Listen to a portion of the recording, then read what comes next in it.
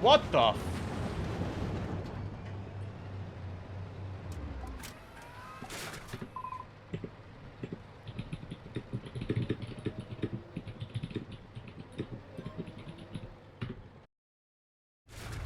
Wildcards, the spice and flavor of global operations. Too much, and you may be forgetting about the meat and potatoes of your work, which is still capping. Too little, and, well, actually, you can win just fine without them. But if they're used correctly, they can give you that slight edge you're going to want in a close match. But that's very dependent on how you approach them and how you use them. First and foremost, wildcards shouldn't be prioritized over capping, pre-capping, denying, or defending. Those are still the most important actions to be taking. If you don't know what I'm talking about, check out my video on the topic.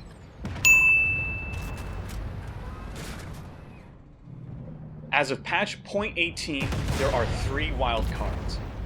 They are drones, bunkers, and airstrikes. Drones provide aerial reconnaissance and vision for your team. Bunkers provide fixed missile batteries which fire upon the enemy. And airstrikes can bring down a B-2 to carpet bomb an area in a straight line.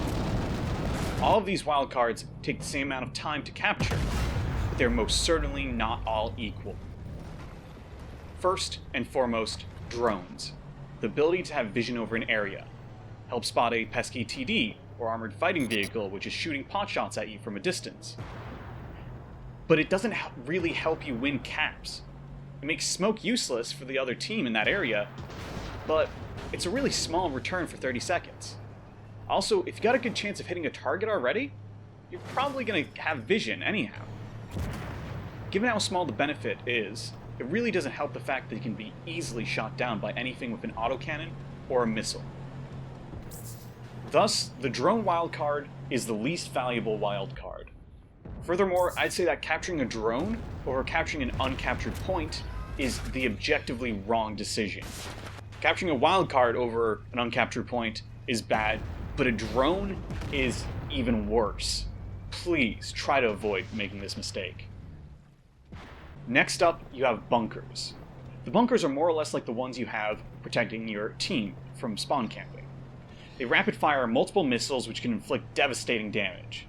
If you aren't careful, they can easily take out a large chunk of your health, or kill you outright. While they aren't armored, their large health pool gives them a bit of durability. But they can just be avoided. While their range can extend as far as the top of the carrier, they become pretty useless during the sandstorm. Their missiles fly in a pretty simple path following you, so it's really easy to just be patient. Peek out, take a shot, get behind something, and continue to just whittle them away and destroy them without taking any damage. Despite all of that, I actually think bunkers are the most powerful and useful wildcard currently available. But let's touch upon the last wildcard first, the mighty airstrike. No other wildcard has as much raw damage thrown onto the board. Just 2 bombs do enough damage to take out even the mightiest MBT in the game. And as you can see, it drops a metric ton of bombs. But it has some serious flaws. First, it kills everything in its path, allies included. Second, it isn't exactly the easiest to land a good bombing run, even when you have a big cluster of enemy players. The time it takes between calling the strike and the actual bombs dropping is significant enough that if you don't account for where they're going to be in the next 10-15 seconds, you'll likely miss. Third, it loudly announces its presence to the other team. Now, I actually think personally that this should be removed, because the moment you hear this horn, this sound,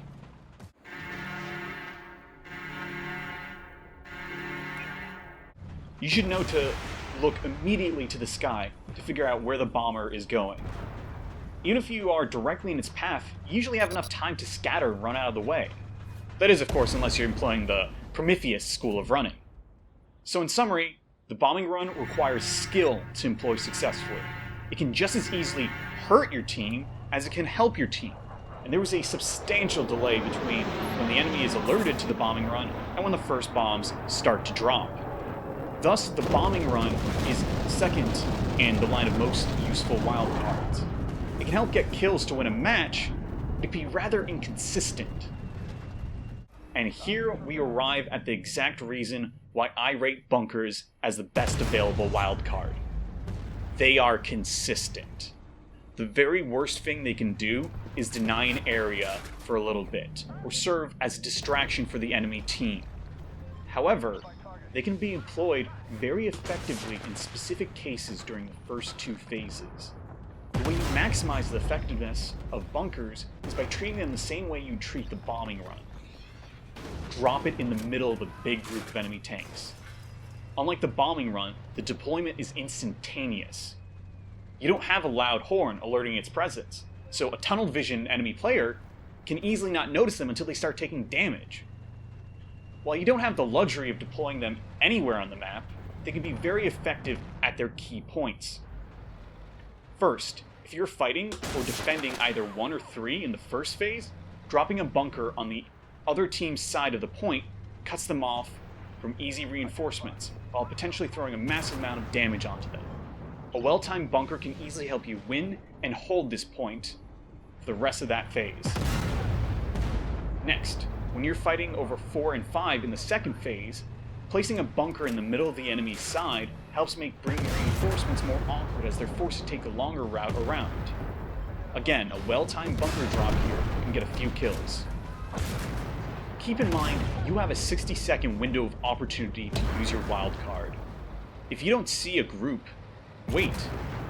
Be patient, and you might be well rewarded for going ahead and dropping it on a big group. Just make sure that you use it before the timer is up, and make sure you don't get killed before deploying it, as you will lose it if you die. Just remember, wildcards are a tool to help you capture points, to help you defend points, deny them, or even pre-cap them. They are not the end goal, and you should not prioritize them over those things. And that's what there is to know about wildcards. If you like this video, give it a thumbs up. If you disliked it, give it a thumbs down. If you want to see more, hit subscribe. If you want to play some platoons with some players who like to use voice chat to coordinate, check out my Discord. If you want to watch me play live, check out my Twitch down in the description. Catch you later.